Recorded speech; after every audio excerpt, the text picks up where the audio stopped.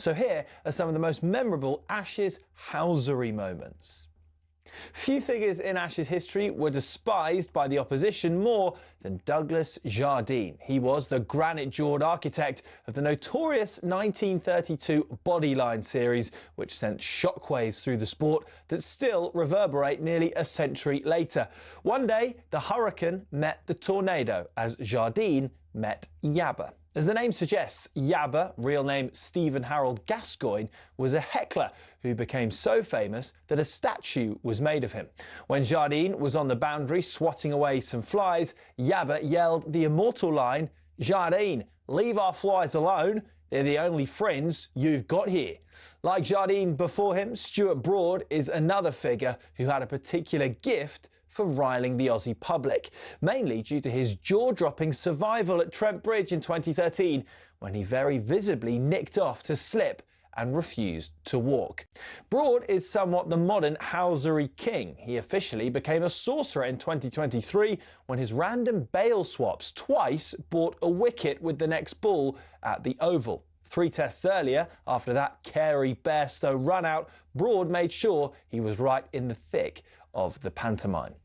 Wicketkeeper Ian Healy issued one of the great lines towards Nasser Hussain. When Steve Waugh told Ricky Ponting to field right under Hussain's nose, Healy remarked, "That could be anywhere within a 3-mile radius." Poor Nass. But perhaps the most poetic of sledges came from bowler of lightning bolts Dennis Lillee about the Yorkshireman of Yorkshiremen, Geoffrey Boycott, about whom Lillee wrote this: "He's the only fellow I've met who fell in love with himself at a young age and has remained faithful ever since." Priceless.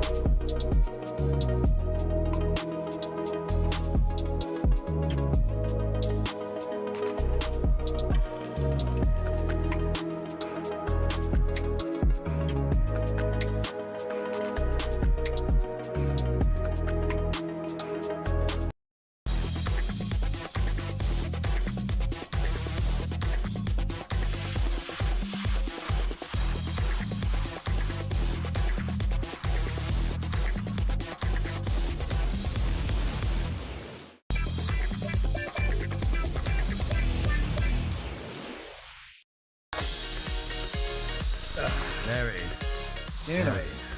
This is what Gianni Infantino was listening to when he was thinking, who's making the world a safer place right now? I know. This is what Kevin Hart and Heidi Klum were listening to just before they went out and delivered. I mean, I've never seen chemistry like it. Let's get some people who've never watched football. This is what Wayne Gretzky was listening to when someone says, "This is how you pronounce North Macedonia." Soft C, Wayne. It's a soft C, Wayne. I don't blame them. Like, you could blame them. You could blame FIFA and Gianni for, you know, making football terrible. But you can't because of this music. You can't. You know? This music is terrible. You could blame them for, like, charging $1 million for a ticket for the World Cup for a normal fan, $250 for a parking space, but you can't because they're listening to this music. That's all they do. That's what it is. Oh, not this music, though. Suddenly, prices have tumbled. Suddenly we've got our ball back. Bazza says, "Pray for my dog Bonnie. She's desperate for a walk, but I'm not going anywhere until I've heard the go get it." Sometimes life has to take a back Bonnie. seat. Go get it. Here we go. We're on YouTube. We're on your smart TV. We're on the radio. We dance. You can if you want to.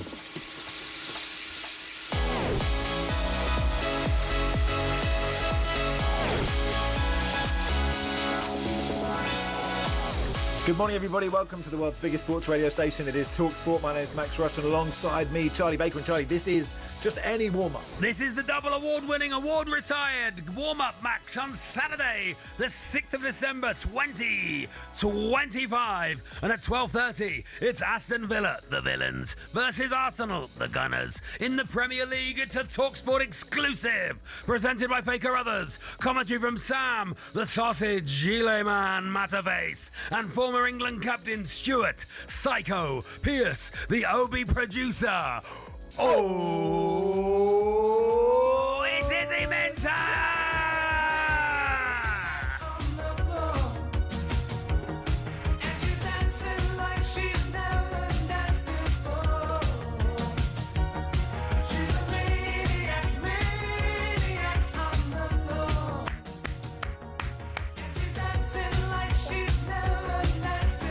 Go get it!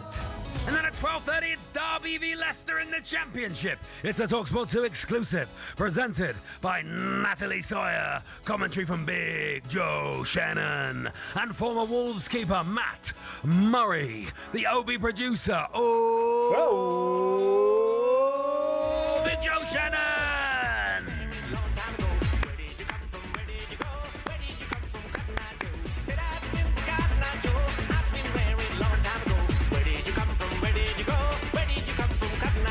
Go get it! And then at 14:30, forget it. Forget about it! Forget the best in the business. It's Game Day Live with Forget About It, Adrian Durham. The best in the business, Alan Pardew and Leanne Sanderson. It's on talkSPORT. Adrian Durham, forget it, with all the goals as they go in from the Premier League and the EFL, including Bournemouth, the Cherries, versus Chelsea, the Blues, Manchester City, the Citizens, versus Sunderland, the Black Cats, and Tottenham, Spurs, versus Brentford, the Bees, plus a classified results service at 17:15. Notabalazze. Adrian is at Man City, Alan is at Bournemouth, and Leanne is at Tottenham. At 15 o'clock, it's Ipswich v Coventry in the Championship. It's a talkSPORT 2 exclusive. Not on UK TV. It is not on UK TV. It is not on UK It is not on UK TV. Not on UK TV. Go get it! It's presented by Natalie Sawyer. Commentary from Ian the Duke of Knutsford Dan Stanter and former Arsenal winger Perry Groves, the Obi producer. Oh, it's Ian Dan Stanter!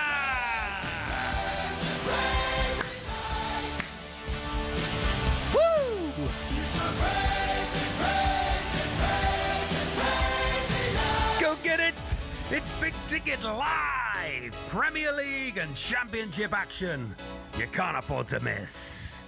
Well done, Charlie. How Gavin says, about after a very long week at work, thank you for the Saturday morning pick-me-up. Go get it. Go get it, Shambles, Gavin. Brycey says, how did Donald Trump get the Peace Prize before you two? Shambles. I mean, the actual truth is, Brycey, me and Charlie are more deserving of a global peace prize, and we've done nothing for world peace. Nothing at all.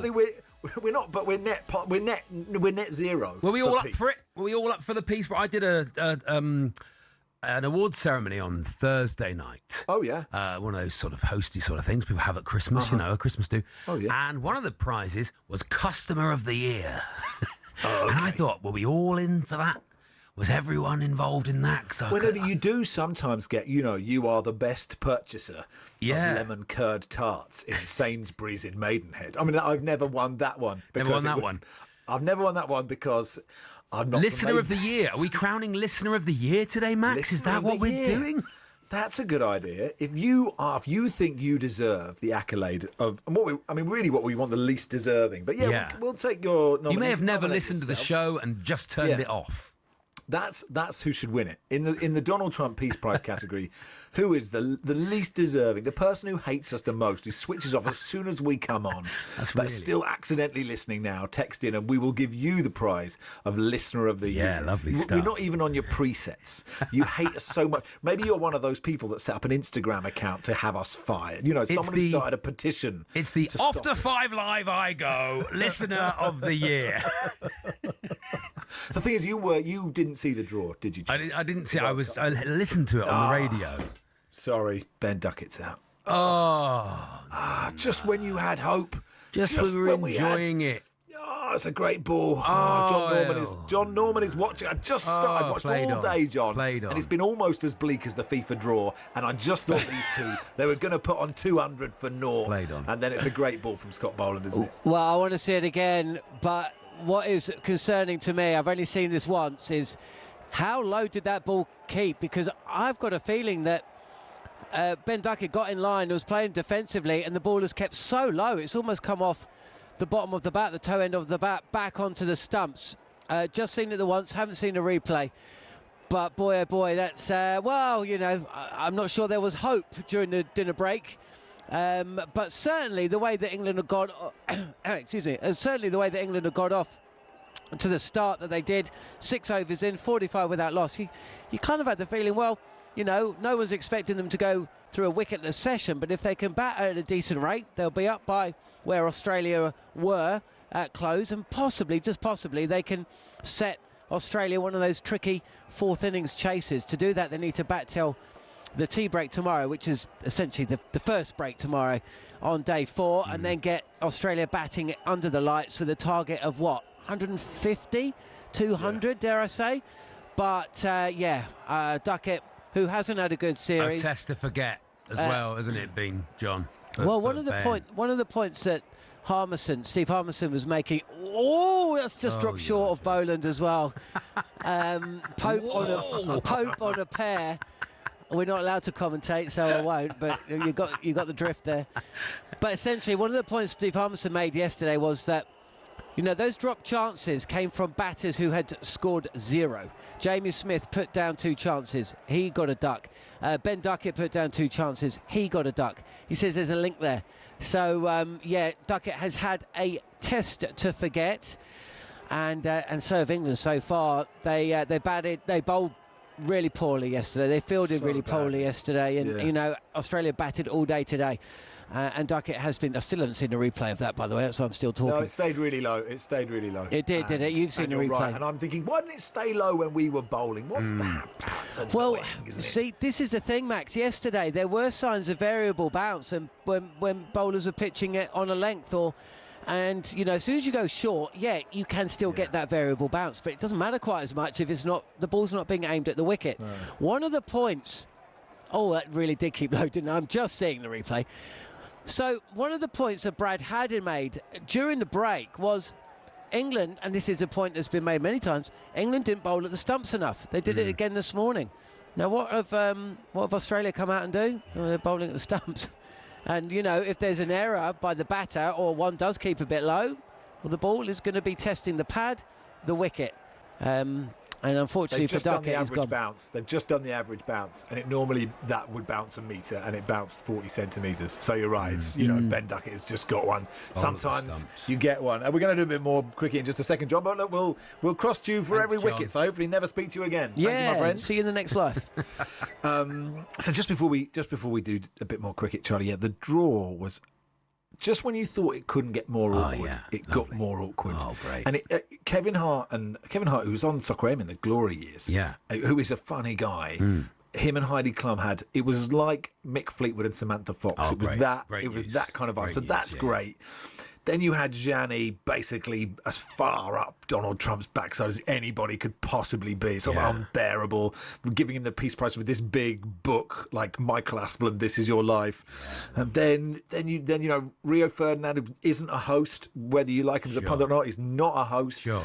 He hosts it with someone else who kept having to say to like Shaquille O'Neal, like, you're doing really well, a bit like a toddler at the dentist. It was like, oh yeah, no, keep going, you're doing well. Shaq wasn't really up for it. Wayne Gretzky, like a mum on the sidelines. Keep going. Well done. And also there was nothing from the crowd. Like Gianni tried it, Kevin Hart tried it. A lot of good evening. I can't hear you. Should we try that again? Good. And like, that's okay once, but don't keep doing it. Football people aren't going to. They're not going to give you that. No, they're not. Like, what's Ronald Koeman thinking when he's watching The Village People? That's what I'm thinking. What's he doing, right? So, and then they did the draw, and then occasionally crossed to this guy who'd like standing next to Maya Yoshida and would talk to them for like 10 seconds. Yeah. And he tried there was like scripted banter, which was terrible, and unscripted stuff, which was even worse. And like, he tried a bit of sort of bants with Rio going, you know, why didn't you score any goals? And he was like, I'm a defender, what are you talking about? Do you know what? Do you know what, Max? Not everything has to be funny. No, not everything has to be funny. You don't need to try and make everything funny. Sometimes you just want to watch someone taking balls from a velvet bag and going, these people will play these people. And everyone would have been happy with that. You don't remember Burt Millichip doing 10 minutes of improv at the start? Whatever happened to Peanuts? I remember Burt going, Millichip's hey, what's your name? Where'd you come from? Hey, where'd you get your shirt? Graham Kelly going, aren't Mars bars smaller these days? Who remembers Spangles? Anyway, Crawley Town. And then we'll play the village people. Forest Green Rovers. Someone sent a brilliant tweet going, why is Lauren Hill wearing the Allianz Arena on her head? She had an amazing hat that did look like the Allianz Arena. Great, nice. And then the village people came out. And what was interesting was the Native American, and I'm not sure that's culturally appropriate to still dress like that, was very young. And we were thinking, is that the son of the original? And is it like the family business? Does it go down through? Yeah. Son, one day all this will be yours. Construction worker. Does the police cop? Does the police cop's dad? Does the police cop's dad have to be a police cop? Yeah. Does it? No, he has to just be the singer. So a few of them were old and some were young. Anyway, it was absolutely mesmerising. It was mesmerising. I actually watched quite a lot of it again because I was like, this is so good. And then I watched all of the Mitchell Stark and Scott Boland batting more sensibly than England have batted for about 5 years. Yeah. And that was tough. Anyway. Cricket's depressing. Yeah. We will, with lots of people texting in say they hate the show. Yeah, they're in creative ways, though, So yeah. They want the award. Robert says, I'm in. I only listen because the radio's stuck on this tripe. Okay, lovely. I detest you both, says Matt. I've committed multiple acts of corruption, fraud, and inspired attempted insurrection against the democratically elected government. Can I have the award, please? Of course you can. Dane says, I listen every other Saturday. All right. That's about as much as I can handle. Just home games. Yeah. All right. This is the warm-up with Travis Perkins. Doing what matters for the trade. Bowling Trav. Find out more at travisperkins.co.uk or download the app. We'll be up to the Gabba in just a second.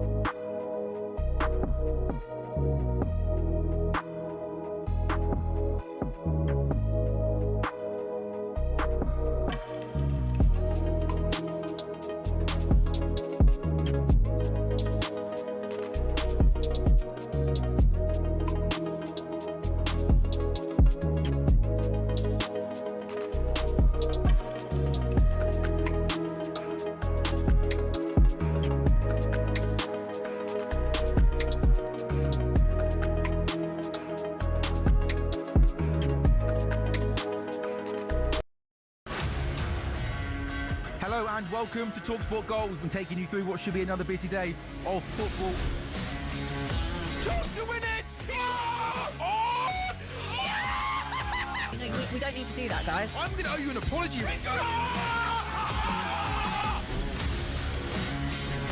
get to that conclusion? That's a weak mentality. Oh, get out of it.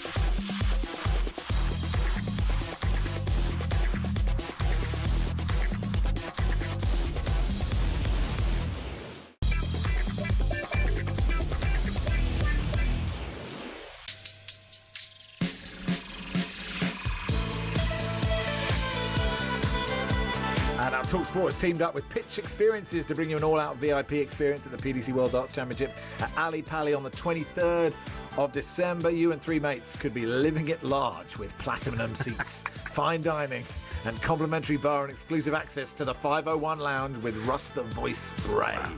Then it's straight to your prime table for the best view in the house as the darts drama unfolds. Get ready for an unforgettable Ali Pali Christmas. Here's how to enter, Charlie. For your chance to win, text DARTS, D-A-R-T-S, to 83338. Text costs £2 plus your standard network rate, or call 0343 421 7508. Lines close at 4 p.m, 18th of December. That's when you'll need to answer your phone if it rings. 18 plus and UK residents only. So for your chance to win, text DARTS to 83338 now. This is a network promotion. Full T's and C's at talksport.com.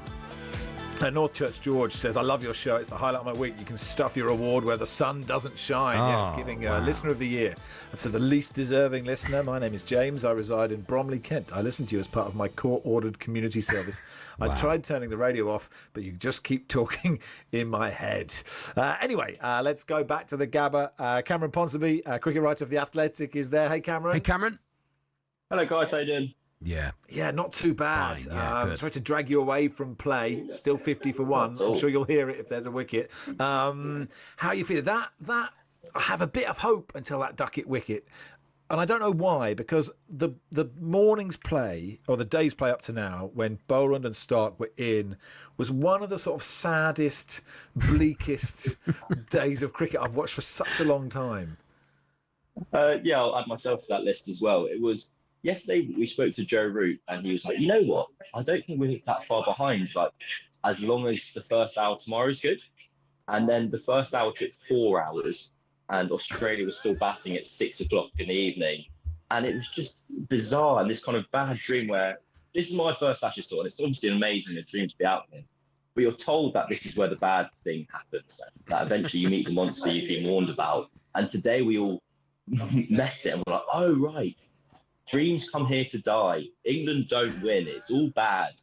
And then we did have that little snippet of 6 overs before tea, or the dinner break, whatever it's called in the pink ball test, where the pitch looked flat, Crawley and Duckett were flying, and more for me, I was like, we're getting 500. This team kind of can't help but kind of give you this dare to dream mindset where you've seen them do such extraordinary things, and then one ball stays a little bit low, and you go, no. England are 120 runs behind, and Australia well in front. Yeah, and I thought that the way Stark and Boland batted, it was a bit of a, 2 fingers to Bazball, wasn't it? It was like you can occupy the crease, you can pick off the bad ball, you can stay in, and what that does is it means your bowlers, who are them, get to bowl when the conditions are perfect. Well, that's exactly it. So there's this theory with the pink ball test that it's a bit of a lottery, that it comes down on occasion to who gets the best of conditions, who gets to bowl with the new pink ball in their hand when the floodlights take over. That's kind of widely agreed to be the hardest time to bat. And what Australia did to win that lottery was bat very well. It's not really a lottery at all. They just batted for a long time, scoring runs slowly, and kind of used the second currency of cricket. Obviously, runs are the main currency, but time is a kind of metric as well. And so Stark and Boland just blocked it. They were in no rush at all. And it meant that not only did their teammates and themselves with a bit more rest before they had to bowl again. When they did eventually get out, you had Mitchell Starc with the new ball under the lights out of like a raucous Gabba, ready to go. So no, Australia have kind of played this match to perfection so far, and that's why they're 120 heads and on pole position. We've been preparing for this Ashes, what seems like the last 2 or 3 years. Everyone's been trying to get fit for this Ashes. Archer, Stokes, everyone we've thrown other test series away for this Ashes. And we've got here and we've had, I'd say, one good session with the ball. And there's been a lot of talk about preparation, but it feels like we've always thought, well, we're going to lose this one anyway because it's a pink ball and they've got Mitchell Starc. It feels like the last 2 years has possibly been just a massive waste of time and we should have tried to have beaten India instead. Well, I think Zach Crawley gave an interview before the series, but I think he got it right where this series is kind of the referendum on Bazball. Was it a success? Was it a failure? And one of my main sympathies towards this English team is that everyone comes here and loses. Like this England team, don't kid yourself. They are fine. They're a middle of the road, slightly better than average test team, but they're by no means world beaters. And so they've come here and gone, right, let's try and do something slightly different, see if it can work. Everyone else loses 4-0, so let's just change the recipe, as it were. I don't mind that. Brilliant. And then after the first day at Perth, I reckon Ben Stokes and McCullum would have been feeling so smug because they'd gone in with these 5 fast bowlers and they'd rolled Australia on 120 or whatever it was. You go, brilliant, we've got that right. They themselves only got 170 or whatever it was, but they got there really quickly. So it was brilliant, attacking cricket is the way to go. And then since that kind of moment, the need for kind of a lack of volatility, just a stable base, a level of consistency has shown itself. Australia got 500 and no one's got a century. Every single player got double figures, whereas England would kind of play this high ceiling, low floor brand of cricket where at its best it's amazing and at its worst it's a disaster. When over the course of 5 matches where you need that level of consistency, it's so far at least proving not to work. Yeah, and this is not Australia's frontline bowling attack, right? There's no Cummins, there's no Hazelwood. I always forget that. There's no Lyon either. But and the bowling is they gaslit us with the way they bowled in the first innings in Perth. I was there going, this is better than Holding and Ambrose and Walsh. This is the best fast bowling attack we ever. Are amazing. You saw Jofra's first over with the new ball, and you were like, oh, it's not quite. Yeah. It's not working, is it? Yeah, Jofra seems to be working off one arm. Well, that's the thing. When we have Mark Wood, he is kind of, I think, not even arguably, he is the fastest bowler in the world. So your variation is you've got guys bowling rockets. You've got guys bowling balls that look terrifying from the boundaries edge. I'm so happy I'm not an international cricketer. It's not something I often think. I spent most of my childhood dreaming I would be. Whereas now when you lose that kind of high pace, it all of a sudden seems a bit samey, and you've got Will Jacks there to bowl a bit of spin. And he's a very fine bowler. He's an okay part-timer, but he's not brilliant. And then Shoaib Bashir's off with the Lions at the moment. He could come in. If you want just another reason to feel good about English cricket, England Lions are playing Australia A, and I think they're about 400 runs behind at the end of day 2. Shoaib Bashir's none for 120 off his 25 overs. So we've got the men in reserve ready to come in and save the day. We're not seeing with the bowlers that biomechanically we're not supposed to bowl that fast because you can't do it in a test. So we're better training our bowlers to bowl well at 88 mile an hour and at the stumps like Glenn McGrath used to. Well, I think on that, walked past Glenn McGrath earlier. Everyone kind of talks about him. He's 6'5", 6'6". He's massive. He's this kind of man mountain in and of himself. We tried the kind of accurate kind of English bowlers for years, and it didn't work. And they had this plan we're going to hit them with pace. This is the fastest bowling attack England have arguably had ever. And on a pitch that kind of seemed a bit lifeless, it just became samey all of a sudden. Also, Bryden Castles had kind of, I'm sorry to say, kind of historically bad day. Mark Waugh, former Aussie batter, said on kind of Fox Sports commentary that it was third-grade standard. Michael Vaughan said it was garbage. Stuart Broad said on his commentary that I walked past Glenn McGrath, Jason Gillespie, and I can't remember another fast bowler here. He was like, Castle's bowled more bad balls today than you guys did in your entire career. It has been a poor performance in terms of execution as well as just the ingredients that are in place. I want to give some kind of reason for hope, but all I can think of is Mark Wood said kind of optimistically that, yeah, Adelaide the next test might be too soon. Melbourne, they'll aim for that. He's got the biggest knee brace on at the moment. He's got a robotic knee effectively at the moment, and he's limping around the outfield. He can't walk at the moment. Pointless. So, yeah, I think there is always hope, though, Cameron. There's always hope. There was always hope. There is. All we need I'll is chat to you in a couple of weeks. It'll be 2-1. Yeah, 2-1. Yeah, amazing. Crawley and Boxing Pope Day, to put on 400. Here we go. Cheers, pal. Enjoy the rest of the test. Cheers. Cameron Ponsonby there, cricket writer for The Athletic. John Norman will keep us posted. But the current score is 63 for 1. Crawley is 34 from 37. Ollie Pope 8 from 16. We really need these two to stay on until stumps. And you never know. Get close to their target and then build. Bat all day. And then skill them for nothing. It could happen. Pope's got 100 in him. Pope's got 100 in him. Always, all day. They all have. They all have. They've all got tests. They've all got first-class centuries, I think, all of them. And so if they all get them, we'll have 1,100 runs in this innings. Anyway, this is the warm-up on talkSPORT. Oh, don't play a miss like that. With Travis Perkins doing what matters for the trade. Find out more at travisperkins.co.uk or download the app. Kwaku Afari joins us in just a second. We'll look ahead to all the Premier League games this afternoon.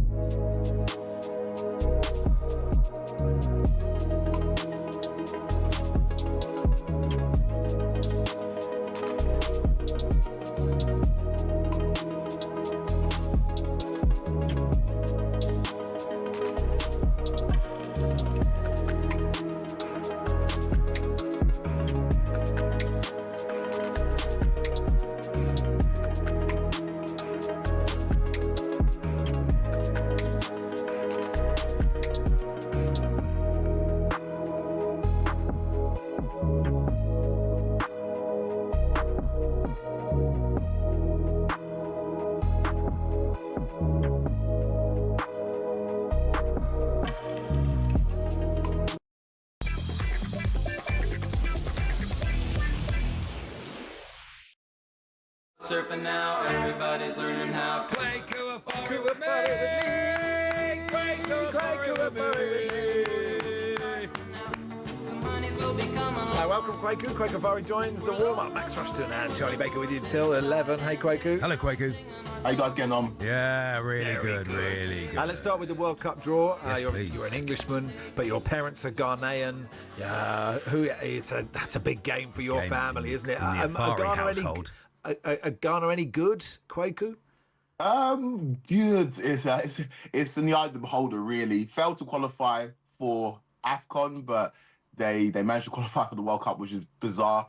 They've got some good players, right? And this is the Ghana team that, on the biggest stages at the World Cup, I remember 2006, and obviously famously 2010 when they made all the way to the quarterfinals. They have a penchant for turning up at the World Cup as opposed to AFCON.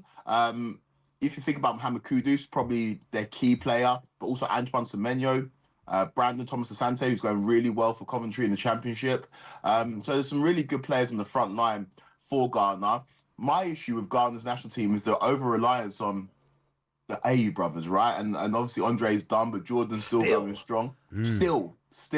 And he scored 7 goals and registered 7 assists in the World Cup qualifying phase, so he probably will be the man starting up top.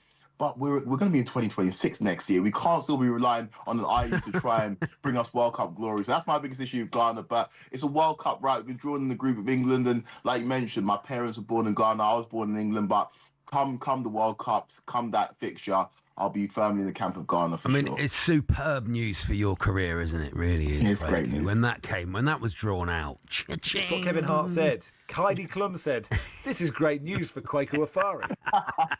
Well, start playing. Just a quick word. You're an AFCON expert. Morocco. Scotland have got Morocco, haven't they? Can you give us how good Morocco are, Kwaku? Yeah, Morocco are probably the favourites for AFCON this year, partly because of the strength of the squad, but also because the tournament's in Morocco. But there's still the drips of the golden generation that made it to the semi-finals of the last World Cup. And like I mentioned when I was on the show with you a couple of days ago, Charlie, it's a country that relies on the diaspora. So Nashraf Hakimi, for example, who could have qualified to play for Spain, decided to play for Morocco. And Amrabat, who was born in the Netherlands, decides to play for Morocco. And that's what they've leaned on heavily. And that's what's brought them so much success. And unfortunately for some of the other African nations, they haven't really been able to lure some of the players from diaspora that will help them in their quest to kind of compete in these major tournaments. But Morocco have done that really well. And so when I look at the group of Scotland, Brazil, Morocco, and Haiti, I think Morocco have got a great chance of qualifying as the second best team in that group. Yeah, I think you might be right. Anyway, lots of Premier League to get through. Huge game at 12:30 live on talkSPORT Villa Park. Aston Villa on amazing form against the juggernaut that are Arsenal. How do you see it going, Kwaku? Yeah, this is an interesting one because, Villa are on an incredible run right now. But when I watch them, I can't really work out what they do really well, apart from maybe scoring goals from outside the box. But they managed to turn their form around. At the beginning of the season, they were struggling to score goals. Now they are one of the best teams in the league. And if they win this game at home against Arsenal, they go within 3 points of Arsenal, which is insane. The league right now doesn't make sense to anybody. But this is a juggernaut in Arsenal that just keep on rolling on and on and on. And after what they would perceive to be a disappointing result at Stamford Bridge last Sunday, They put things right in midweek against Brentford, who did rotate, but are a tricky opposition for some of the top teams in this league. So I know that Villa are at home, but I just back Arsenal to eke out a win in this one. You mentioned Brentford making changes, resting players for Spurs away, because, I mean, that's a gimme for anyone. I know Brentford's away form is so bad, but Fulham's was last week. Oh, Dr. Thomas Spurs. Frank playing, against his former side. Just agony. I can't bear thinking about it. I have a horrible feeling that by the time me and you guys talk next weekend, Thomas Frank might not be the Spurs manager. I don't agree with you. I don't think so. I think this is so huge, right? And it's like you say, Keith Andrews resting players for this game means that he's seen something. He has seen something. And yeah, Brentford are poor away from home, but Spurs are terrible at home. Something has to give in this one. And I just look at the noise, or hear the noise coming out the Spurs camp. I look at the lay of the land. For some reason, I think Thomas Frank's not going to survive this. And I think he should do. I think he should be given time. But if you look at the way things are going and how poor Spurs have been, I think Brentford are going to get something. I think they're going to get 3 points at Tottenham Hotspur Stadium. Load of good 3 o'clocks today, I think. Everton Forest is a cracker. Yeah, it's a huge one. Everton are one of these teams that they seem like they're inconsistent, but they do pull out some big and important results, and they got a good result against Bournemouth last time out, winning 1-0. Forest are, I think, under Sean Dyche, just finding their feet, and they will eventually make their way away from the bottom 3. Got an important win against Wolves midweek, and this is a tough one to call, really, because Everton, I don't know if they've really they've managed to find the consistency that they had at the beginning of the season, but they can give anyone a game, and you saw that a couple of weeks ago against Manchester United. So I'm going down the middle of this one. I'm going for a draw. Okay. What about Man City Sunderland? This is massive. We saw Sunderland. I think unluckily they left with a draw against Liverpool, but they should have won that game. And Man City maybe should have drawn against Fulham, in which a game that was one of the craziest we've seen in the Premier League this season. Obviously, City at home, you expect them to win this one, but Sunderland against the top teams in the division, they give them games. I saw it firsthand when they came to Stamford Bridge. Obviously, they got a point at Anfield, and I'll pick City in this one, but would anyone be surprised to see Sunderland leave with a point or even maybe more? City are inconsistent, and Sunderland are showing that they're one of the best teams in the division. Leeds took Chelsea apart midweek. Chelsea go away to inform Bournemouth today. Difficult for them, I think, Kwaku.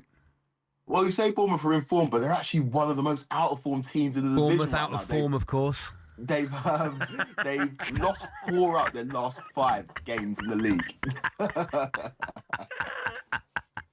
I was guessing. I was going on vibe. I apologise. I know what you mean, though. The vibe of the vibe is they're in form, you know. Yeah. The vibe is all that matters. I say this a lot about work, about broadcast. It's always the vibe is good. Don't worry, that's fine. I agree with you, Charlie. I'm not here for facts. No. Just feelings over facts. But yeah, Chelsea should win this game, right? Bournemouth, after starting the season really strongly, they've lost 4 out of their last 5 Premier League games. They're really struggling at the moment, and they've suffered with some misfortune. But I just think with Iraola, it's a taxing tactic, right, in terms of how hard they press and how much they run. And I think right now they're just going through a low at the moment. And Chelsea, all the motivation is there, right? That performance against Leeds was unacceptable after the high of beating Barcelona and drawing against Arsenal. So I think Chelsea win this one, but Bournemouth won't make it easy at home. Kwaku, always a pleasure. Really Thanks good, for coming on, my Kwaku. friends. Thank you so much. Nice one, guys. Take it easy. Kwaku Afari there. Let's go back to the cricket. John Norman watching. Do we still have hope? We still have hope. Still have hope. There's all hope, always hope. 77 for 1. By the way, did you see the West Indies-New Zealand score? West Indies batted out the entire day and posted plus 500. Few would have thought that was the case when I think they were 4 down quite early on in their innings. The reason I say that is because Shea Hope scored a century and it put it into my mind. So yeah, look, if the West Indies, who had up until now hadn't registered a single point in 6 matches in the World Test Championship, can do it, why can't England? There are runs there. There are runs to be scored. And we know from 2023 that Australia do go on the defensive. Zach Crawley is mixing and matching relatively nicely. He still plays and misses on occasion. He's 41 from 46, and Ollie Pope has gone past 20 deliveries. So, you know, he's got past that opening stage of an innings where You know, very often he fails. He's still there. That's big. So he's 15, and the two have put on 29 in 7.5 overs. We've still got, what have we got? Just under 2 hours of play. England trail by 100. Let's just say they lose 1 wicket tonight. Okay, maybe 2. So they're 3 down at stumps. They've added. They would have gone past that. They will score 100 runs in the next hour and 45. Yeah. All I'm saying is just get to stumps. Tomorrow, yeah, lovely. Just get to stumps, and they'll have a lead, and then we'll see where we are. 77 for 1. Good stuff. If they lose 2 or 3 or 4 or 5 or 6 or 7, yeah. Well, no, all of them. But you One never brings know. 2. You One brings 2, lads. One brings 2. Let's go. No, you don't want to say that to Oh, no, not to Australia. No, sorry, wrong way round. Anyway, we had the match. We had the rematch. We had the second rematch. Is this the third rematch or the second rematch? Either way, it is Perry Groves versus Danny Kelly. The result is final in How Tall Are They Next?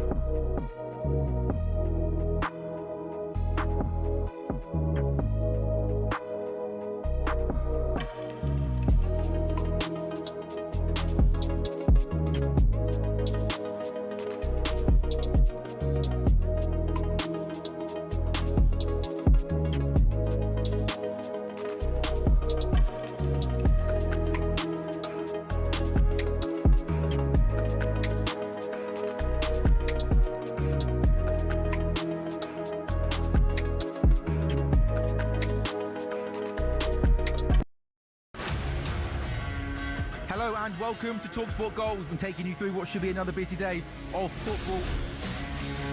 Chance to win it!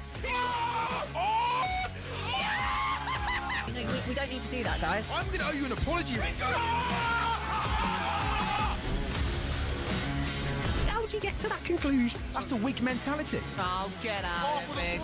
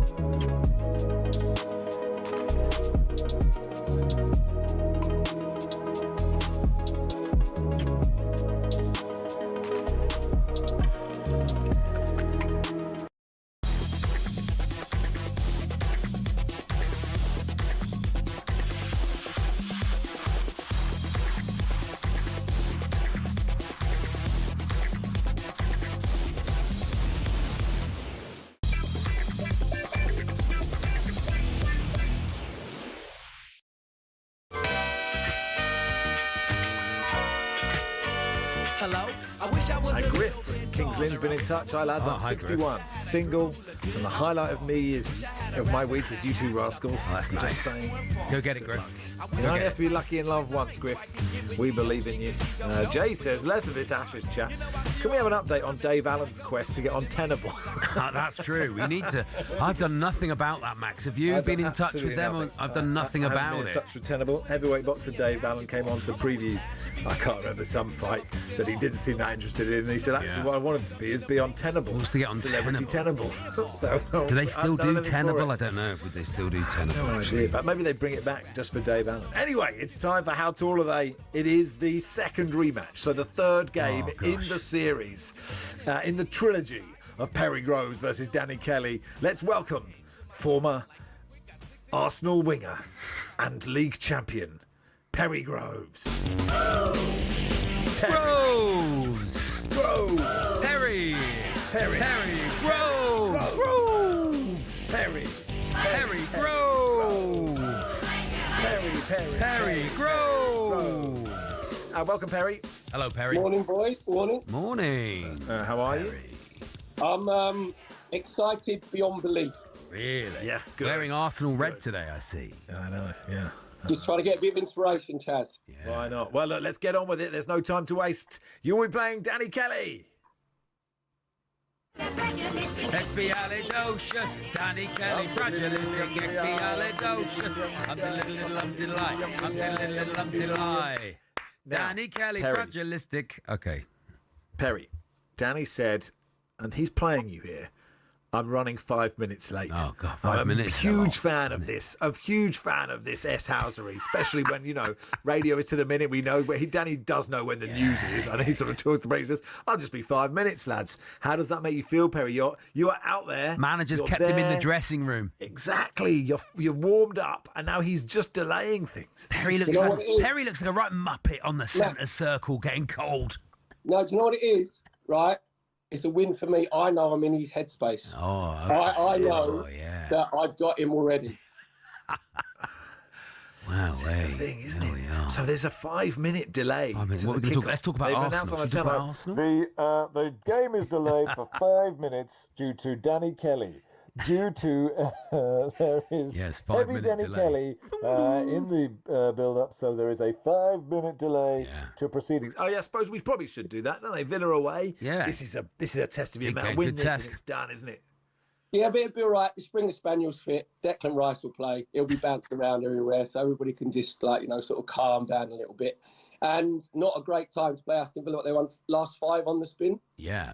So, and from our point of view, it'll be interesting to see if Emi Martinez is playing, because they didn't look particularly great from corners midweek. Yeah, and you're good at corners. Who'd have thought it? You are allowed to score. I didn't realise this, that you are allowed to score from set pieces. I'd never believe that, would you? Like corners and free kicks. Thought it was a new kind of cheat. It is kind of cheating. It is a bit. It's not football. It's not proper football. It's a bit like the pink ball. It's a bit like the pink ball, isn't it? A bit like the pink ball. It's a bit cheating.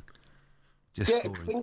Did you realise, Chaz, you love your cricket? Yeah. Right, like the pink ball, obviously, we struggled with our catches, didn't we? Yeah, all the catches, Do you think they wear, you get the anti-glare glasses when you drive? Oh, yeah.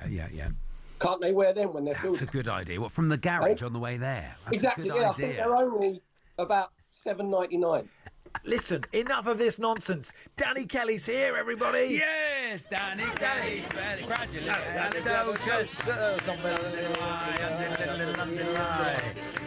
What a power play, Danny, to just hold Perry Groves out there for 5 minutes. Well done, apologies, everybody. I'm still recovering from not getting a peace prize last night. I broke up a fight between our dog and 2 cats. No sign of my peace prize. No peace prize. Well, the thing is, Danny, you've done too much there for peace. You've done too much. What you really needed to do was try and start an autocratic regime in one of the biggest democracies in the world. That would have been a better idea, Danny. But it's not talk politics, for goodness sake. I'm already delayed this enough. It's talk heights. It's Yeah. all right. Let's play. And the result is final, whatever This Ali is the McCoy result. says. The result is the result. Okay, so since Panama are in England's group, it is a hat special. A hat special. Hat footballers. So we start with you, Perry. You're at home. How tall is Fez Ferdinand? Fez Ferdinand, Perry. How tall? Is that compared to Shaq O'Neal or just how tall? Like, anyway. I'm going to go... Oh, you idiot. Sorry. It's been a wicket in There's been a wicket. So we have to go to John. We've got to do heights. We've got to do heights. We do the heights here. Sorry. Got to do heights. What did you say Go there? for it. Go what did for you say it, for Les Perry. Ferdinand? Sorry, Max, wasn't interrupting you there at all. Was that Perry? How tall? Caught and bowl, Ollie Pope. It's all over. God's sake. Anyway, Perry, what did you say for Les Ferdinand? 6'3". 6'3". Danny Kelly? 6'1". 5'11", still 0-0. Oh, what was the first leg score? I need to know that, don't I? Well, this is about the ninth leg. This is more complicated than the actual I think it's World all on Cup. this one. It's all on this Yeah, one. it It's is, all yeah. on No, this Perry's one. 1-0 up. Yeah. Perry is 1-0 up. All on Perry this is one. 1-0 up. Yeah, Perry. He's 1-0 up from the first leg. This is the second leg okay. replayed for the third time. It's the fourth time we've played. Anyway, Danny Kelly, how tall is Sean Boter? Sean Goater. Sean Boter Goater. 6'2".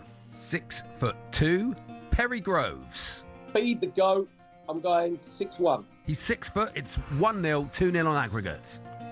No, it's still 1-0. It's just 1-0 on aggregate. Oh, yeah, no one got it the 2-0 first way. on Sorry, aggregate. 1-0 on To be fair, aggregates. it's quite Perry difficult Groves. to keep score, boys, This isn't is it? not a trustworthy system, is it? Bad, isn't it? And Well, Jay's been in touch. Jay says, how are these two Muppets employed? I And know, I, for one, somebody- agree I with agree. him at I this agree. stage. That's no way to talk about Perry. Perry, how tall is Panama Mamouche? Panama Mamouche. Omar Mamouche, how tall, please? I'm going to go 5'8". 5'8". Danny Kelly? 5'10". He's 5'11". Come on, Danny. You need still something 1-0. here, Danny. You need something. Okay, Danny Kelly. Right, here we go. I can't remember how we said this. How do we say this, mate? Oh yeah. Ebere Ichi Eze. Ebere Ichi Eze. How tall is he, Danny? I'd say 5'11". 5'11". Perry Groves. I think he's just a little bit bigger. I'm going 6 foot. He's 5'10". It's 1-0 Perry 5'10". Groves on aggregate. Danny Kelly Perry- needs it. Danny needs this to get through, otherwise Perry's into the last 8. How tall, Perry, is Hat Nevin? Hat Nevin. The legend, Mr. Pat Nevin, who used to read books as a footballer. That's very unusual. He did. to be fair. Pat is 5'8".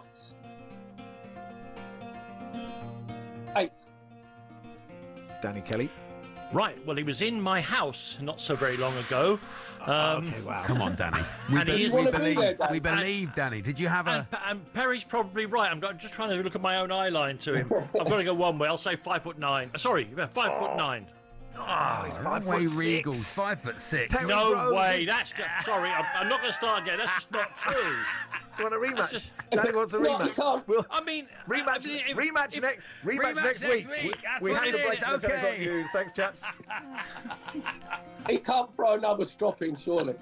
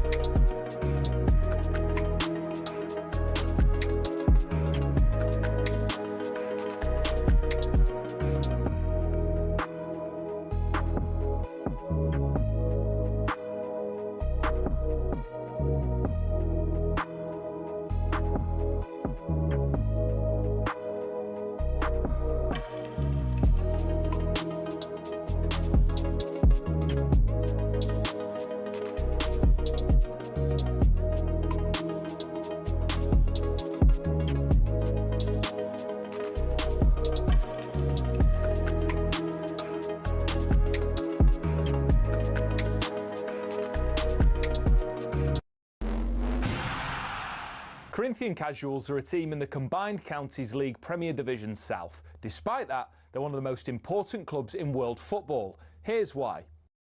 The club was formed in 1939 as the result of a merger between Corinthians FC and Casuals FC. Now, Corinthians FC were founded in the late 1800s when the FA's top brass were sick of getting pumped by Scotland every time they played them. As a result, a man called Nicholas Lane Jackson set up an amateur side which would bring in the best players who could all play for the national side. And it worked. It wasn't long before England were dominating the international fixtures they played, and it was largely down to Corinthians. In fact, in 1894 and 1895, they played consecutive games where Corinthians provided the entire England 11. But the thing is, the players refused to play professional football. They didn't believe in it. They wanted to spread the values of sportsmanship, competition, and played for the love of the game. It also helped that most of the players were Oxbridge graduates who didn't need the money. But instead of entering the league and cup competitions, they played exhibition football and toured the world, bringing the beautiful game with them. And it was this which spread the game throughout the world and made it so popular.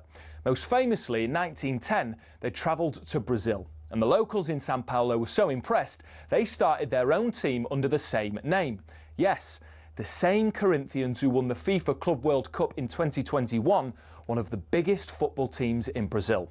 Now, they were global superstars, and despite not being professional, Corinthians drew in the crowds. Everybody wanted to play them, everybody wanted to watch them. So much so, they regularly played the winners of the FA Cup in what eventually became the Community Shield, winning most of the time. They actually inflicted Manchester United's worst defeat, 11-3, a record which still stands to this day. Now, fast forward to today, Corinthian Casuals still don't pay their staff or players. The ethos of sportsmanship is still at the heart of everything that they do. And even though they're a side in the lower leagues, if you make the trip to King George's Field in Tolworth just off the A3, you'll most likely bump into Brazilian Corinthians fans who often make the pilgrimage across the globe just to watch their founding team play.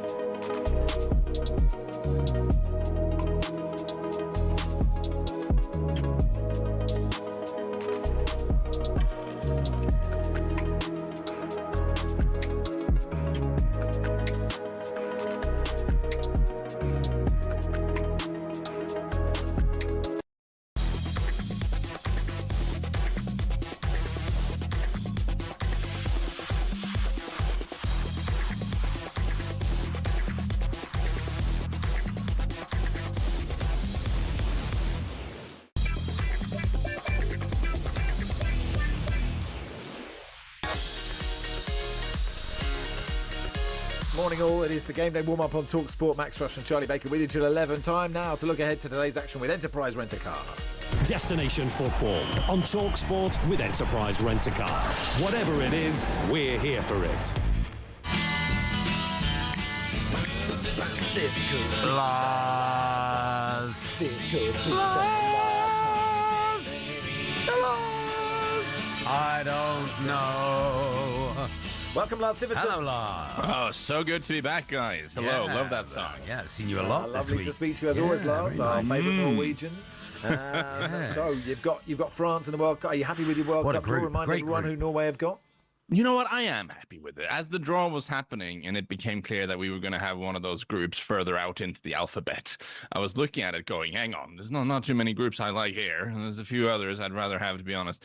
But after we were put in that group, I've had some time to think about it. I actually just think it's a great World Cup group. I think you want to have, listen, it's our first time at a major tournament since 2000. You know, it's been a long time for us. You want to have a proper major tournament experience. Playing one of the tournament favorites, a recent winner, one of the great teams in France, is going to be a great occasion. You know, Senegal is a terrific team, like culturally completely different, offers a completely different experience.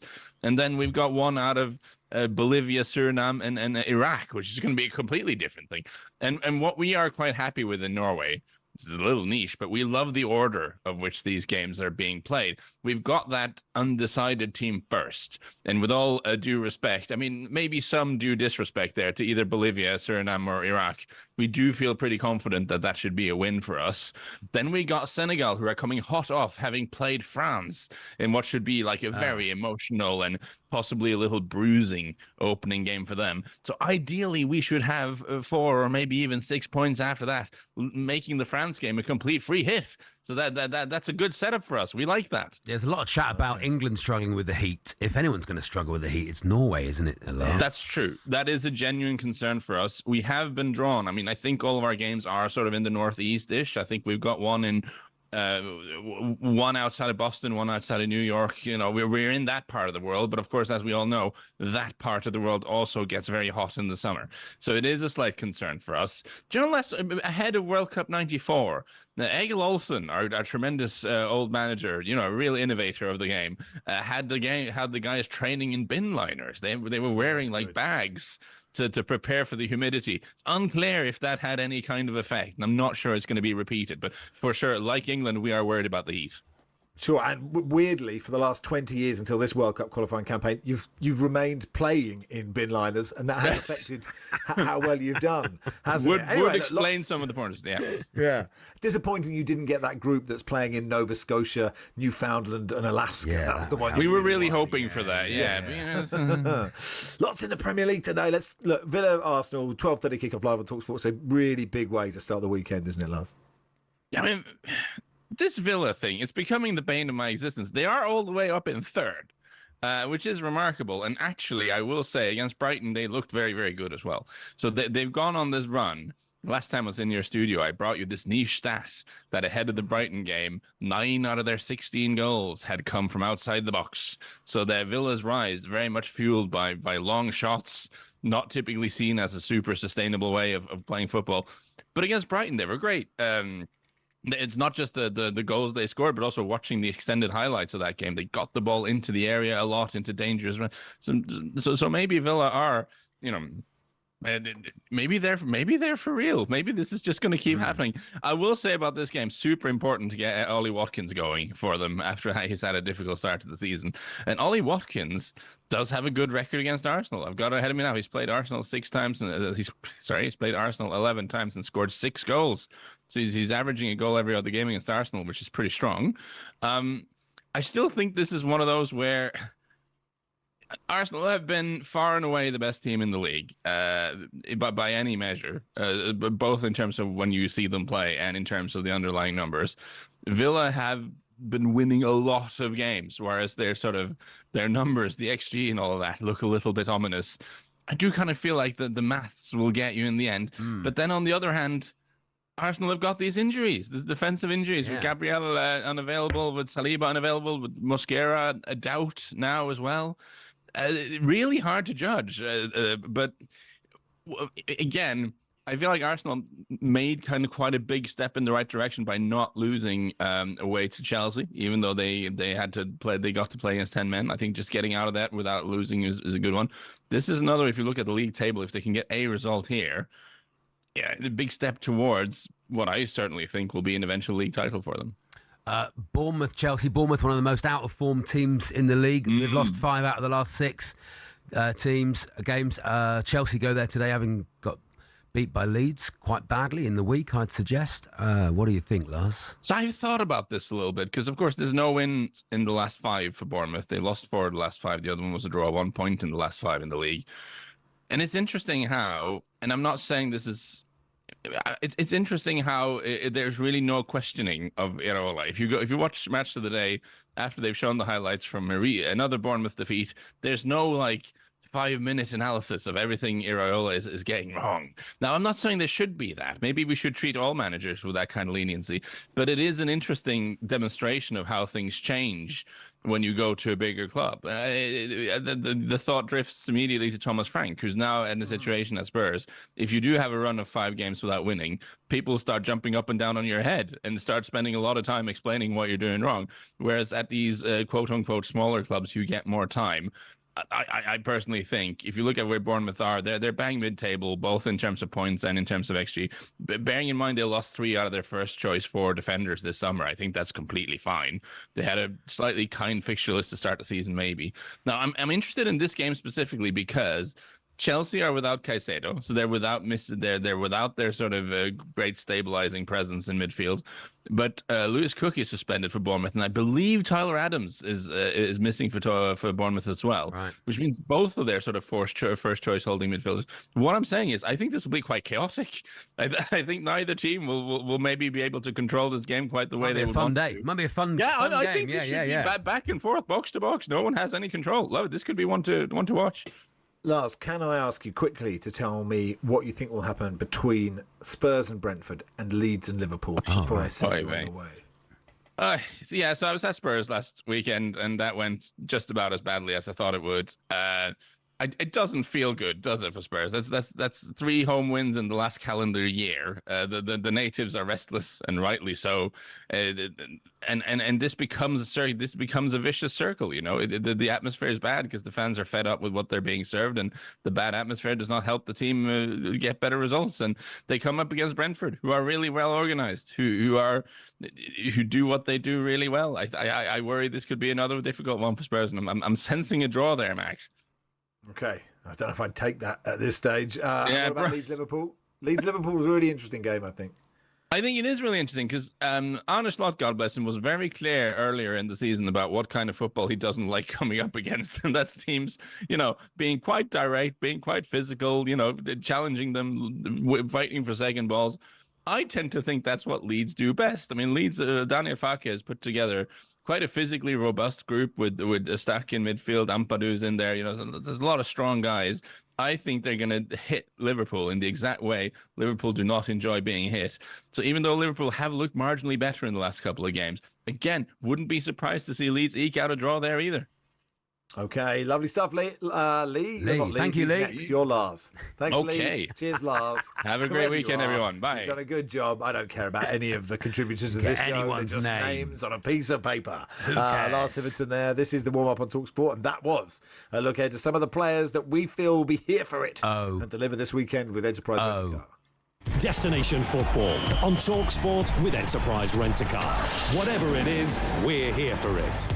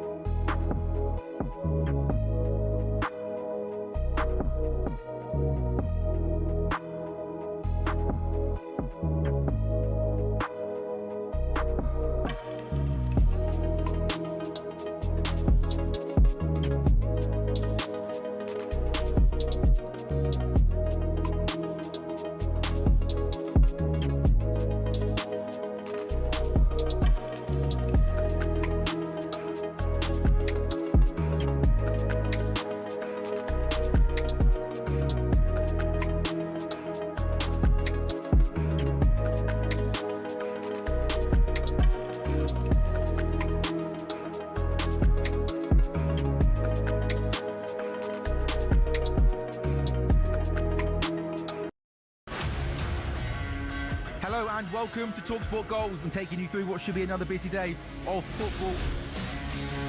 Chance to win it! We don't need to do that, guys. I'm going to owe you an apology. How would you get to that conclusion? That's a weak mentality. Oh, get out of it.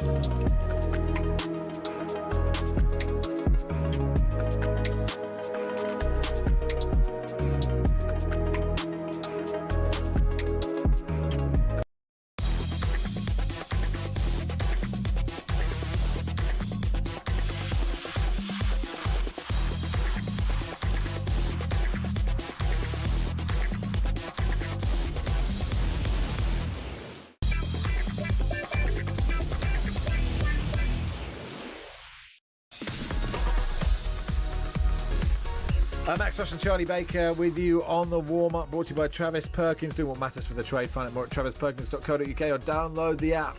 Let's hope now, John Norman. Yes, let's hope. But if you're going to play with hard hands and continue to force the ball on the drive, you're going to get out. Ollie Pope did it 3 times and was out to the third on the third occasion. I'm trying to think of a single Australian who was out on the drive in their innings of 511. I can't think of one. And England have lost 2 batters already to that shot. The third of which, Zach Crawley. Michael Neser, who is essentially a pink ball test specialist, he only ever plays in them, could have taken all 3 wickets from caught and bowled dismissals. Duckett was dropped, but he caught Pope and he's caught Crawley. Again, Crawley propping forward. There's variable bounce in his pitch and it's sticking. So what you don't do is come forward and hit on the up with hard hands. I know that. I don't know why they don't. You won't see Joe Root doing that. And essentially Crawley's onto the ball too soon and it's just popped back to the bowler who's completed the catch. So England now 3 down, still trailing by 76. Harry Brook could have gone first ball. He's missed one that's nipped into him and has just gone over the top of the middle stump. So it'll be interesting to see how he plays today, considering the criticism that he got from former teammate Stuart Broad, amongst others. He's 4-0 out, and Joe Root's faced 19 deliveries for his 5. England trail by 76, 101 for 3. Thanks, John. Sorry, Harry Brook will just bed in like Bill Athy. He'll be absolutely fine. Anyway, let's look at the latest odds in today's action with William Hill. In the Zone on talkSPORT. Brought to you by Final One Standing. New from William Hill. 18 plus gambleaware.org. Terms and conditions apply. Phelps! Phelps! Not just anybody. Phelps! You know I need someone. Phelps! Welcome, Lee Phelps. Final One Standing. Lee must be getting to the business end. Yeah, really, really close now. Just over 1,000 left in the original and the biggest Final One Standing league with William Hill. That was £500,000. Starting to see a few people pop up on socials and their nerves are jangling. Remember this time last week we had Simon on, who was in the game. Went out last weekend. So, we went out last weekend. So you'll notice I haven't got anyone else. The warm-up effect. I was hoping the warm-up effect would keep him going, and we'd get him on every week, and it'd be a glorious story of him winning the £500,000. But pick Man United. And that was the end of that. Off they went in midweek. Yeah, they didn't win. So there's you're round into round 15, so not many teams left. Everton, 61% of players have picked Everton today. Fulham have got 13%, Brighton 11%, Newcastle 4%, Spurs 4%. So you can tell these are picks that people aren't necessarily wanting to make, but having to make. I don't think I'd pick Everton because of the Dyche effect. Dyche going back to Everton, he'll want to show him money. It'll be a low-scoring game, wouldn't it? It'll be a nervy afternoon. We've got a new £20,000 game starting at 3 p.m. But all the deadlines for every other league that we're involved in at the minute, 12:30 today. So that Villa Arsenal match. And by the way, there's loads of £50,000, £20,000 games running, and they're down to low hundreds and even 30 or 50. So we could well get a winner in one of those games. 50k could go this weekend. Lots of games in the Premier League this afternoon. Where's your attention, Lee? Yeah, well, Villa Arsenal starts it all off, doesn't it? We've got an epic boost on Saka to score or assist at 6-4. Should be even money. As Lars was saying, there's some good striking ability in this match, and people with good records. Saka's got 3 either goals or assists in his last 3. Came off the bench in the week. Ollie Watkins, as Lars was saying, 6 in 11 against the Gunners, 3 in his last 5 as well. Scored 2 in the week, so plenty there. Mikel Merino, 8 of his 14 goals have been with his head, and he's been enhanced to 17-2 to score a header in the match. I'm looking forward to that one. Arsenal, obviously the favourites, but the way Villa have been playing and that kind of resurgence that we've seen with them, obviously with the manager, he'll be mad keen to get one over his old club. I think that's a really intriguing game, and I wouldn't put anyone off. Aston Villa at 16-5, so just over 3-1. Arsenal 17-20 in the draw, 12-5. Cracking game. Very good. The 3 p.m s. Yeah, I mean, there's loads to go out for your ACCA boost today. So you need 4 or more picks to activate that boost, and your percentage then can go up to 100% with 15 picks. I mean, it's one of those where, you look at City, short price at home to Sunderland, they'll go in loads of ACCAs, but, look what Sunderland did to Liverpool. I wouldn't put that in an ACCA. You wouldn't? I wouldn't have that in I think City have got... Sunderland shut Liverpool down to a large extent and obviously are capable of goals. I just think City have got more goals than Liverpool. So even though they're a short price, I think they'll win. Newcastle should win at home to Burnley. I think Burnley are really struggling. 14-1 on to go down. Did Chelsea bounce back at Bournemouth after their poor display at Elland Road in the week? Tottenham at home to Brentford, heard Lars saying that could well be a draw.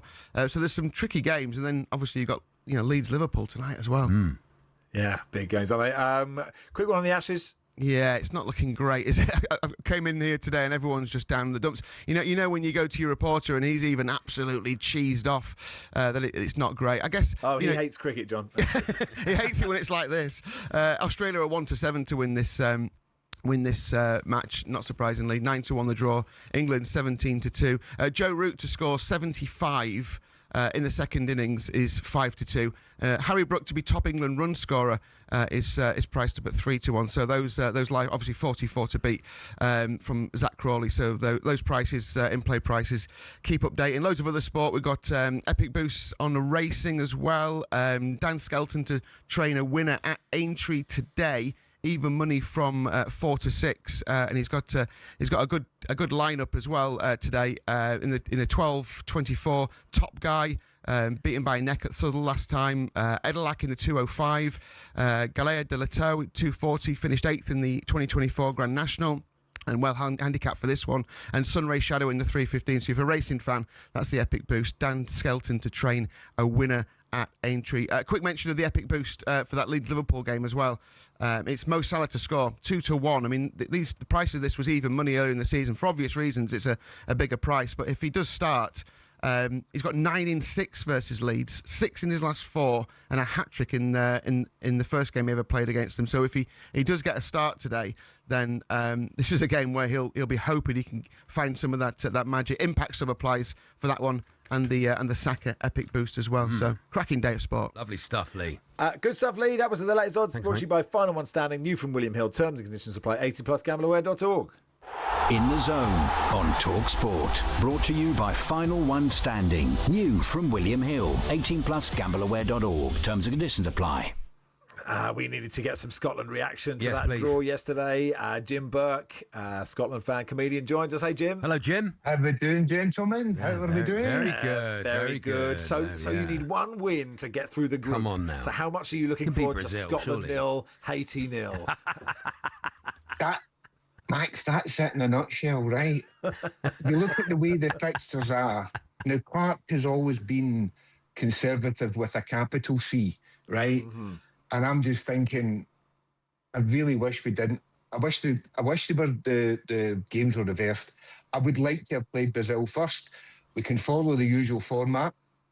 Scott McTominay scoring the 15th minute and then get beat 5-1. Yeah, right. yeah, that's fine. That's Fine. what happened. Nice, right. nice formula. Get that out the way. Morocco. Let's have one of those games that makes your eyes want to bleed with boredom. 0-0. Yeah, lovely. Take Fantastic, that. right? Take that. Done. Yeah. And Just then beat Haiti and you're through to the knockouts. And what happens? there we go. And at some point, the commentator will say, if results stay like this, Scotland go into the knockouts, right? I guarantee you, as soon as he says that, Upsets Haiti. It's Haiti's first corner in the 71st minute. Oh, 88th minute, Max. Yeah. 88th minute. Come on. Haiti not offered much all game, but here they are with a free kick outside the box in the 88th minute. Yeah. The keeper's up. You've got to say, Jim, I mean, because I was looking from an Australian perspective, you know, they've got, I think, the USA are not a bad team, but they've missed one of the big guns. But playing Brazil, and it's the same as 98, right? Yeah, Brazil and Morocco, but playing Brazil is great. That is just great, isn't it? Beautiful That's exactly World Cup, isn't it? That's exactly it. That's the... When I was leaping about the living room when we went through, you know, that's who we want. Although, to be fair, I kind of got I didn't watch the draw for reasons, right? Yeah. But I went out for a pint and it was on in the background and I kind of got out of sync. I thought at one point we were in with Spain and Uruguay and I thought, great. Typical Scotland draw. Group of death, we're there. England, on the other hand, Melchester Rovers, Lapland, me and my mum, right? And Stevenage, yeah. We've got a hard group. We've got a hard group. Yeah, well, behave. Right, so I thought we were in that, and then when I saw, it was actually my wife, she texted me, and I was like that, oh, I've got the draw wrong, turned around, looked at the telly proper, and I was like, oh, I'm happy with that. Then I saw the order of the fixtures, and I've got to admit, the air went out the balloon a wee bit, you know, because... But the only thing is, by the time we play Brazil, hopefully they've got 6 points. They're through, they're top of the group. Yeah, that's the point. And they're looking at, right, let's rest a few players. And, you know, that's... But there's hope there, which, as we all know, is just the worst of all possible things. You just don't want like McTominay and McGinn to get injured v Brazil or Morocco, do you? You know, you gotta keep them fit. So do you play them in both games, or do you rest players, Jim? What do you do? No, you just give every game your best shot. We don't have the luxury of the squad depth that even England have got. We don't have that luxury. You know, our starting 11 is more or less our 11 best. So you just put them out every single game. My concern is that the way that the qualification group went, we started quite well and our performances kind of faded off. Yeah. So come March, I think we'll have friendlies in March. I want to be seeing signs that we've got a wee bit about us. And I really just hope, Clark, you know, I mean, as I said before, last time you were in the World Cup, lads, was for me 3 marriages, 2 countries and 3 cities ago, right? So who knows when we'll be back there? And I hope Clark just says, right, damn it, we're just going to go for it. And I hope that's what we do, but I'm not convinced we will. But still, we're there, and that's all that matters. Yeah, exactly. Cheers, Jim. Good stuff, pal. Cheers, lads. Bye-bye. Master Jim there, Jim Burke there. We'll get reaction to England, Faker Others, and Stuart Pearce. They're both at Villa Park for Villa Arsenal, and we will talk to them in just a second.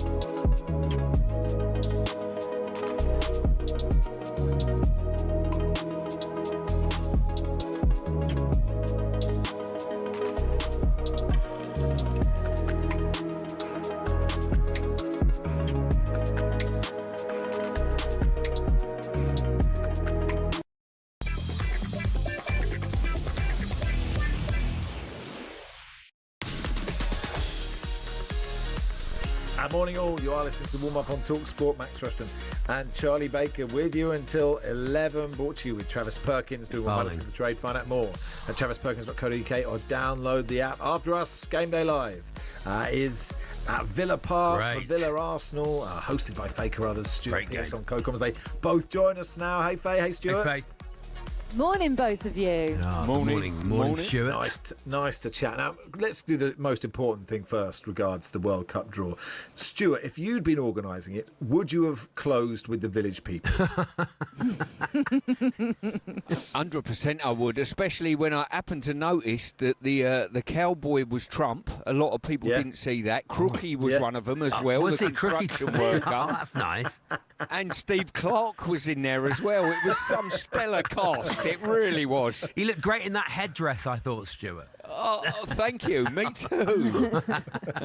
And the booby tassels were just magnificent. Yeah, booby tassels. Yeah, you should wear them every day. I just said it before the news, Faye. We'll never learn, will we? As soon as the draw's done, this is our route to the final. Can we just do one game at a time for one World Cup? What do you think? I heard you say that. Listen, we all work in the media as if we're going to do one game at a time and take it in the old managerial cliched way that they'd love us to. We are obviously going to plot our way potentially to the final. But actually, I don't think there's any arrogance in that. I think that's just sensible and looking ahead. And I'm sure Thomas Tuchel and his backroom staff are going to be doing exactly the same thing. And actually, we've got a little bit more time. We're due to fly out end of May, so like 31st of May. And then we've got 17 days until the first game kicks off. So that gives them plenty of time potentially to have their two friendly opponents in hotter conditions, get themselves acclimatised. But actually, the way that the fixtures have fallen in terms of the almost the east coast of the United States predominantly, bar one potential in Mexico, that couldn't have really gone better in our favour in terms of the conditions, because the last thing on earth we wanted to do was be constantly in Mexico, Miami, and where it's hottest. And if we do win the group, we might get Mexico in Mexico. But it's good to have a tough group, though, Faye. Incredible. It's good to have a tough group. Good to have tough games to win, I think. So. Do you know what, Charlie? You're exactly right. And Stu will attest to this, because it's been quite boring, actually, the last couple of tournaments that we've had. And, nobody gets excited about England because they're playing against a low block. So it's, difficult games for them to unlock difficult opponents, tricky opponents in terms of ones that on paper you expect England to beat, but are hard to break down. And so then the pylon kind of happens of, we're not using our more attacking players all the time, and we're not showing what we can do, and we should be in inverted commas beating these teams 5-6, 7-0, etc. This kind of stops that in a way and gives us a little bit more of a platform. We've seen it in World Cup qualifying, playing against the teams that are harder to break down, and we found the solution to that. So actually, in a way, I'm sure Thomas Tuchel is a little bit cross about the fact that we're not playing teams that will be playing a low block, because we've ticked that box now. We can do it. Yeah.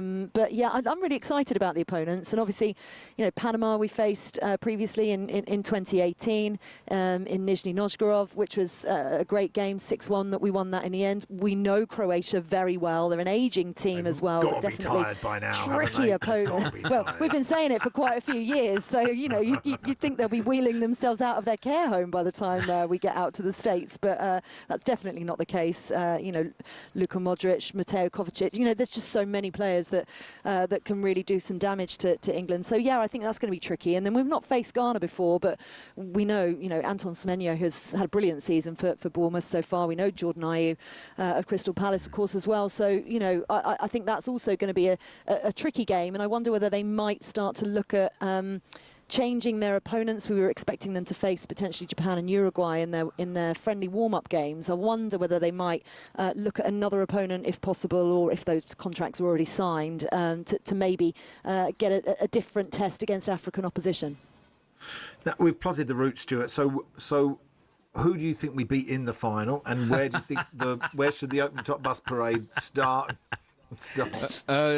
Two answers there. Scotland beaten in the final, and the open parade will be in Glasgow, obviously. Do you know what? I thought you meant that the open-top bus parade was going to be in Scotland, and then you confirmed it. Lovely stuff. What a lovely idea. Let's focus on this game for a second. Look, Villa-Arsenal, it's a really big game, Stuart, isn't it? And for neutrals who want a title race, it would be great if Villa could get the points. Well, I'll tell you what's happened. Someone switched Bournemouth and Aston Villa's league positions over, because there's a perception that Bournemouth has started the season brilliantly and Villa, and all of a sudden, in this journey that they've been on up to 14 games now, you look and it surprised me that Villa are third in the league and absolutely flying, to be honest with you, after the start they had. So I think it's going to be a tough game for Arsenal. I think it's a great game for us to cover. I really do. Brilliant. First v third. And to be fair, it gives all of a sudden, I think if Villa got maximum points today, people are saying, are they in the title race? And no one's even mentioned them. No, in fact, he spent no money. Emery spent not really much money in the summer. He's done it with the players he's already got in the building. He's made Morgan Rogers into brilliant attacking midfielder. I mean, Ollie Watkins wasn't scoring till midweek, but he got a couple of brilliant finishes. He's a brilliant manager, I think. Oh, he's fantastic. And, I mean, the Arsenal fans won't say that. They weren't a fan of him when he was at Arsenal. But what he's done to this Aston Villa team, and, you know, he's helped curate it. He's brought this team together. Brilliant teamwork that they have. Wasn't the greatest start to the season, as Stu says. They lost their... or they didn't win their opening 5 games, but now we're starting to see the Aston Villa that we kind of were expecting to start the season. And, you know, they've got so many threats. You mentioned Morgan Rogers there. He's having such a great season. Him just behind Ollie Watkins, if that's how Unai Emery decides to play today, it is brilliant. And then you've got so much talent as well in and around that can change the game. Yuri Tillemans has had a great season additionally. I just think Villa, the only player who is a bit of a doubt at the moment is Emi Martinez, obviously former Arsenal goalkeeper as well, came to Villa and has really made his name, went on to win the World Cup with Argentina after he'd made his move. And, you know, he's a fantastic goalkeeper, but we might not see him today because he got injured in the warm-up of the game midweek. But what Unai Emery has managed to do with this Villa side, and as you say, without any investment, is absolutely brilliant. And I do think they're potential title contenders, but I think there's a handful of title contenders, but obviously Arsenal are in the box seat. Yeah, I always wonder, Stuart, with Martinez, if he was less of a shrinking violet, if he just put himself out there a little bit, you know, then you know, I think he could be a better player. Needs some confidence, doesn't he? It's unusual you see a timid cat, you know, but he certainly ticks that box. Anyway, enjoy the game, both of you. Thanks for coming on. Thank you. See ya. Cheers. Stuart Pearce and Baker, others there. Aston Villa versus Arsenal. There is a DRS review, and it's not a good DRS review as far as I can feel, because it looks very much like Joe Root has edged to the keeper, and surely that's curtains, John Norman. I think so. When Joe Root's been dismissed, it's a fuller delivery from Stark, and the umpire didn't give this out, by the way. And Root, he was kind of late on the drive, and he's been beaten past the outside edge. It's taken the edge, but essentially the umpire isn't giving it out because he thinks the noise that he's heard is of the bat hitting the ground, which is true, but there was 2 noises. Straight away you could hear 2 noises, and one of them sounded very much like the sound that ball makes when it hits a bat. And unfortunately that has proven to be true. So the umpire didn't give it out. You know when a fielding team knows a catch has been taken, when the wicketkeeper, he didn't even countenance any suggestion whatsoever when he was asked by the bowler in the slips whether he had taken the edge. Just threw the ball to the umpire. Alex Carey, who has had a 10 out of 10 game, by the way, just shook his head and said that's out. They weren't even celebrating when the decision was announced, to the point that they sometimes do, because it was a clear outside edge. And Joe Root, you could tell by the body language as well. Big moment, you know. Stark was expensive from his first 5 overs, and you just felt, after sitting back and watching Nisa and Boland bowl, he was going to come out back and just locate his perfect length, and that's what he's done. And this is a problem. Australia have got different ways to take wickets. You've got Nisa and Boland who can just bowl on that length. They're targeting the cracks that are breaking up in this pitch. You're getting variable bounce, and then you've got Stark coming in, who's bowling wide of the crease with his left arm, faster, and arrowing it on the off stump, forcing the batter to play. That's what Root did. And then any lateral movement whatsoever or swing, The outside edge has been taken. So, you know, it's good bowling. There's no getting away from it. Good bowling. And we haven't bowled well at all, haven't we? John, I have a question, which is, look, we're 56 behind, right? With 4 wickets down, okay? It doesn't look good. The ball is doing a lot. They're bowling really well. Now's the time for Bazball. This is the game now. This is the game. No, this is Bazball. Is it time to? Is it bed in and try and stay in until the end of play today? The cracks. Or is it absolutely go? No, it's all about Bazball now, because the cracks are opening up. Australia are all over England. You've got different ways to take wickets, as I just said. The only way now is just to come out swinging. Yeah. And you've got Brook and Stokes and Smith to come.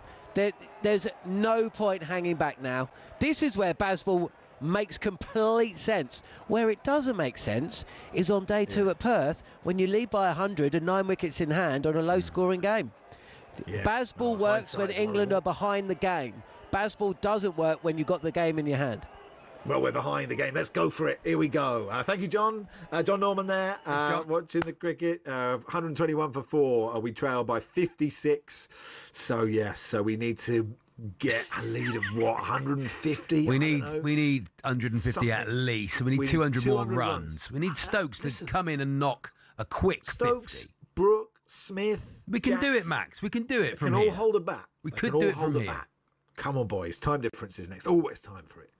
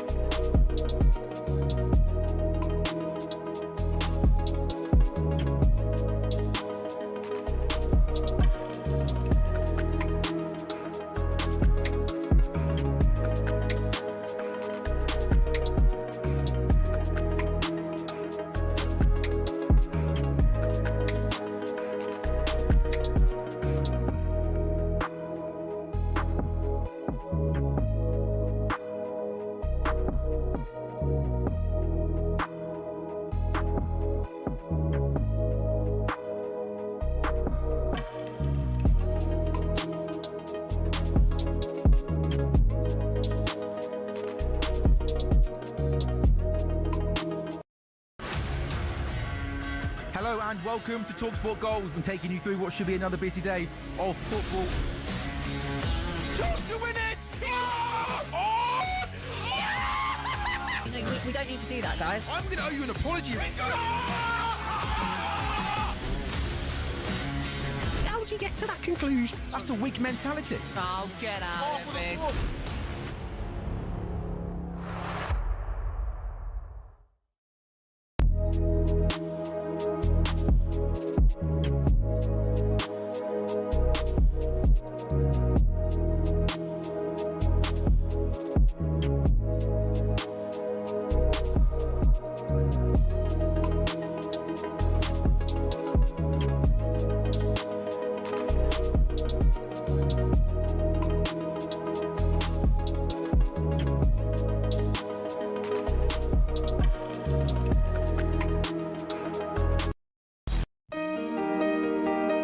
Let's go live to the seat next to Charlie, for there's always time for time difference. And here is your host, Reese Clock. Hey, Reese. Good morning. Reese C. Lock. Yes. Right, let's play. Come on, Reese, get on with it. Come we on, haven't got Reese. time for this. Stop What's fussing happening? about. Well, everybody knows the rules by now. You two going up against each other. You're guessing minutes of goals. Our first goal comes from Tuesday night. Anyone's scoring? Anyone is. scoring? Jeff Peters is scoring for us. Hello, Jeff. How are you? Good morning to you chaps. Max, incredibly, has won 6 in a row. Wow. 6 in a row time difference, and 11 of the last 13. And the last two He spreads. is And the last two spreads in against Charlie. Unofficial Spread spreads. this week. Asterisk spreads. Okay. Asterisk spreads. All right. Our first goal comes from Tuesday night's 9-goal thriller at Craven Cottage, which is live on talkSPORT 2 as Fulham 4, Manchester City 5. But can you tell me what minute Erling Haaland opened the scoring for Manchester City? We'll go with Max to begin with. 23. 19. See how it sounded. Here he is again! Left-footed shot is in! That's the one he wanted! It's the 17th minute. Ooh, well done, lovely Charlie. stuff. Lovely stuff. Finish, wasn't it? Charlie Kicked it takes really hard, did Erling. Charlie takes an early lead. He's on 2, and Max is on 6. Max on 6. Doesn't that Jeff look handsome today? Everyone's Very watching on handsome man. YouTube. What a good-looking guy. Our second goal from Tuesday night also comes from Newcastle 2, Spurs 2, which was live on the main station of talkSPORT. But can you tell me what minute Anthony Gordon put the Toon 2-1 up? Yes, it's a penalty, wasn't it? In the 78th minute. Max? 84. See how it sounded? Anthony Gordon against Vicario. Never a penalty. Slams it into the corner. Vicario Never a goes penalty. the wrong way. That's a penalty. Game's gone. Forget it. Game's Shut the gone, game Clive. down. It's the 86th minute. What does that mean, Jeff? So Max 2 out onto 8. He takes the lead. Charlie 8 out onto 10. What a game. What a game. Great time differencing, everyone. Our next goal comes from probably the worst game of football of the week, as Manchester United drew 1-1 with West Ham, live on talkSPORT. But can you tell me what minute did Diogo Dalot open the scoring? Oh, yeah. Dalot. Max. Dalot Opened the scoring, yeah. Oh, don't drive at that. Leave it. When it goes wide, leave it. Start bowls wide all the time. Just leave it. So when did Dalot score? 74. Charlie? I think it was a little earlier than that. I'm going to say 70th minute. Let's hear how it sounded.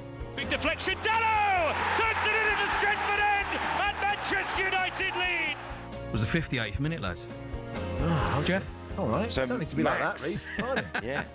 Max 16 minutes out onto 24. Charlie retakes the lead, 12 onto 22. Charlie exciting. leads by 2 with 2 to go in this waste of 10 minutes. This is lovely. I'm enjoying myself. Our fourth goal came from last night as Middlesbrough beat Hull 4-1 live on talkSPORT 2. But can you tell me what minute Joe Gelhardt pulled one back from the spot for the Tigers? No, I can't. I wish I'd checked. I didn't check. So he's pulled I saw one, a picture of it. I saw a pulled one picture of his back. face. I'm more worried I about. can't remember. Brooke has been out chasing it to Stark. Don't say that. No, forever. Stop chasing it. Leave it. Don't chase it. I'm going to say in the 61st minute. I'm going to agree with Charlie and say the 60th minute. Let's hear how it sounded. Little stutter step, and he sends it down the middle. Bryn almost kept it out, but not quite. Close, 62nd minute. Oh my God! What a guess! What a guess! Jeff? Insane guessing. Wrong way Regals for me. So Max is 2 minutes out onto 26. Charlie is 1 minute out onto 23. Charlie leads by 3 with 1 to go. Just insane Reese guessing. Isn't Reese good at this? Yeah, by it's the his way? job. Reese has got the job. He's locked it in. Reese C. Lock. Full time. Popular Job, demand. by the way. time. Popular demand. 250 grand a week. Oh, please. I mean, I'll take 250. Wow. The final goal. That's what I offered you. No, I just meant 250. All right, we'll negotiate. I'm easily bought, mate. Our final goal, in lieu of yesterday's World Cup draw, comes from the 24th of June, 2018, when England beat Panama 6-1, which was live on talkSPORT in Group G of the 2018 FIFA World Cup. But can you tell me what minute Harry Kane secured his hat-trick in? In the 64th minute. Max? How many minutes am I away? You are 3. 3 out. So you need to be 4 either way. 4 either So way. 60 at the I think got it early. 60th minute. Let's hear how it sounded. Left footed effort is deflected in. It's Harry Kane. Proud He didn't foot. know too much about it. Proud but foot. there is his Panama hat-trick. Oh, clever. Panama hat trick. Lovely bit of wordplay there from Jim. Sensational pun. Be looking forward to the game at home to Tonbridge Angels today, won't he, Jim? Of course. PE League. It's Tonbridge in the Angels instead. 62nd minute. Oh! What happened there? So what that means is Max 2 out onto 28, Charlie 2 out onto 25. Charlie breaks the cycle. Boom. After 6 That was successive great wins. play from me. Really Great good time play, great differencing. time. Well So done, it's, Max. It's Wonderful Max time 23, Charlie 11. That's the scores this year. Good luck to Cambridge United at Stockport in the FA Cup. Bad luck to everyone else. Apart from Tottenham. Come on them as well. Thanks everyone. Great time difference. Thank Great time, you. Charlie. Well done, everybody. Big Well fan. done. Well done. Huge fan. Faker Others is next with GameDay Live.